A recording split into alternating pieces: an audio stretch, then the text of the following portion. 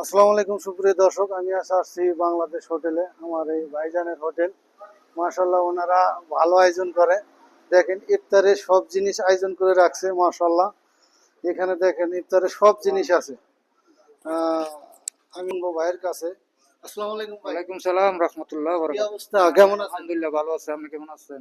বেচাকিনি কিরকম? জি আলহামদুলিল্লাহ যা হইতেছে, আলহামদুলিল্লাহ ঠান্ডা হইতে ভালো হইতেছে। মাশাল্লাহ মাশাল্লাহ, সেম সেম। দেখেন এই বাংলাদেশের মতো সবকিছুই এখানে, জিলাপি আছে, পেঁয়াজি আছে, সবকিছুই আছে, ডিমের চপ আছে। আমাকে আপনি 20 রিয়ালের 10 রিয়ালের এগুলা দিবেন, 20 রিয়ালের মিল করে দিবেন। হ্যাঁ, আমি এখানে নিচ্ছি। এখানে দেখেন কত সুন্দর মাশাল্লাহ জিলাপি বানিয়ে রাখছে। আমার দেখে আসলে ভালো লাগে, একদম বাংলাদেশের মতো আইটেম।